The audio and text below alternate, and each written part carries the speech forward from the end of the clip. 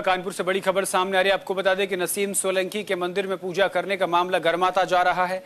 मंदिर को गंगा जल से हिंदू समुदाय के लोगों ने धोया है। नसीम सोलंकी ने मंदिर में जलाभिषेक किया है। उत्तर प्रदेश की सीमा में उस सीट से होने वाले विधानसभा उपचुनाव में समाजवादी पार्टी की प्रत्याशी नसीम सोलंकी इन दिनों सुर्खियों में बनी हुई हैं।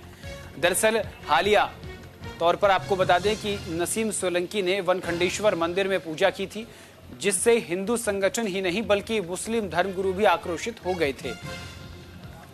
आपको बता दें कि इस पूरी खबर पर विस्तार से जानकारी के लिए हमारे संवाददाता राहुल भदौरिया हमारे साथ जुड़ गए हैं।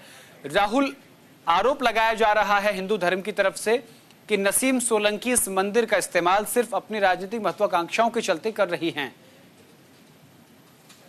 जी बिल्कुल, देखिए देश में उत्तर प्रदेश में कहीं ना कहीं उपचुनाव हो रहे हैं और उपचुनाव में कानपुर की सीतामऊ विधानसभा की जो सीट है वो दिन प्रतिदिन हॉट सीट बनती चली जा रही है, क्योंकि इस सीट पे लगातार कहीं ना कहीं समाजवादी पार्टी का कई वर्षों से कब्जा चला आ रहा है। अगर बात करी जाए तो मुश्ताक सोलंकी, उसके बाद उनके बेटे इरफान सोलंकी जो है इस सीट पे लगातार काबिज रहे हैं। तो कहीं ना कहीं जो मुस्लिम वोट बैंक है उसकी संख्या अधिक होने के कारण इस सीट पे लगातार समाजवादी पार्टी का कब्जा रहा है। लेकिन जिस तरीके से इरफान सोलंकी को एक महिला के आगजनी में प्लाट को लेकर सजा पड़ी, माननीय न्यायालय ने उनको सजा दी और जिसके बाद उनकी विधायकी चली गई। अब फिर से उस सीट पे उपचुनाव है और इरफान सोलंकी की पत्नी को ही जो समाजवादी पार्टी है उसने जो है इस पूरी सीट से प्रत्याशी बनाया है। लेकिन मामला तब गर्म हो जाता है जब कल इरफान की पत्नी नसीम सोलंकी, जो कानपुर जाजमऊ स्थित एक वनखंडेश्वर मंदिर पता है जो शिव जी का बहुत ही पवित्र स्थान है, वहां पे जाके पूजा और अर्चना करती हैं दिवाली के मौके पर। एक दिवाली आकांक्षा के चलते मंदिर आई थी और अब आप जिस तरीके से कह रहे हैं कि जो जैसा कह देता, यानी उनकी कोई श्रद्धा नहीं थी, तो साफ तौर पर यह बात तो सही है कि राजनीतिक महत्वाकांक्षा ही उनको मंदिर तक खींच कर लेकर आई।